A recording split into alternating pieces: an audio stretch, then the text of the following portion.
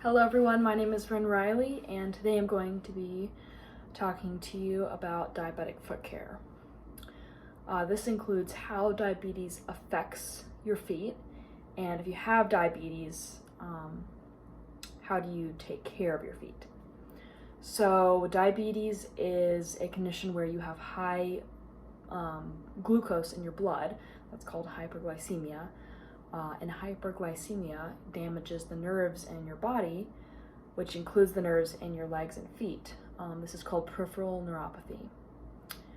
So peripheral neuropathy brings you at a higher risk for foot and leg pain, wounds, wound infections, foot deformities, amputations, and systemic complications like sepsis. Some of these wounds can be very serious, and it's really important to understand the risks associated with peripheral neuropathy and avoid complications.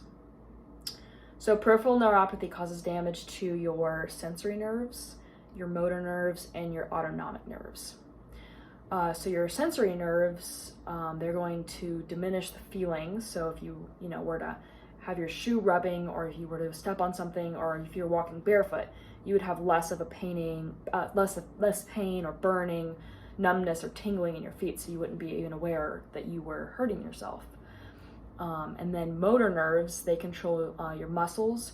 So a lot of times you could have muscle atrophy, which can lead to like claw toes or hammer toes. And it may change the way you bear weight on your feet, which could lead to abnormal pressure points, which could also lead to calluses and wounds on the bottom of your feet. And for the autonomic nerves, that decreases the sweating in your feet, and so your feet can become dry and cracked, and bacteria can easily enter your feet.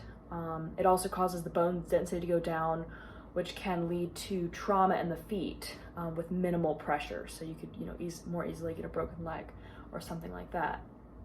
And also continue to walk on it because there is less sensation to pain.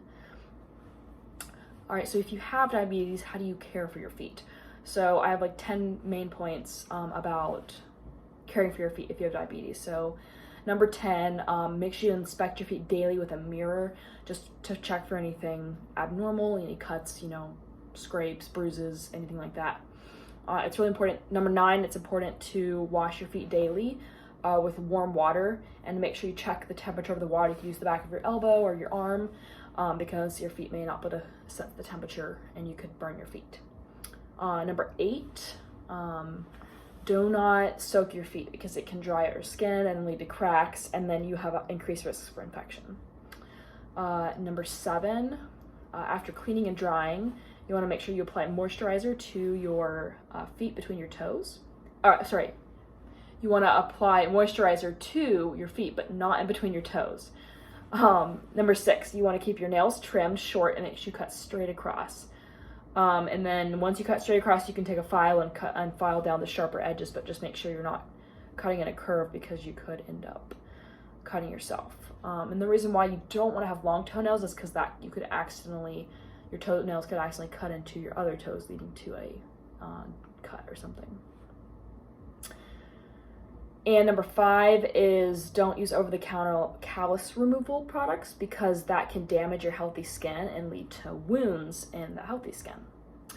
Number 4, avoid going barefoot, and also avoid wearing open-toed shoes. Also make sure you check your shoes for objects before you put them on. So you want to always wear closed-toed shoes. Make sure you have nice, comfortable socks to avoid any damage to your feet. Number 3, you want to see a podiatrist frequently, and make sure you get fitted shoes, and maybe even fitted soles so that your feet fit perfectly in the shoes, and there's not an increased risk for foot damage if you have the wrong kind of shoes. And number 2 is don't use any kind of heating pads on the feet. This kind of goes back to make sure you feel the water temperature before you wash your feet, because if you have decreased sensation, you could accidentally burn your feet, which could lead to a burn and increased infection.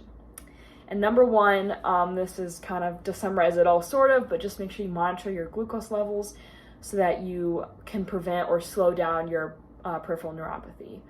So that concludes my presentation. If anyone has any questions, I'm willing to answer them. And thank you so much for listening.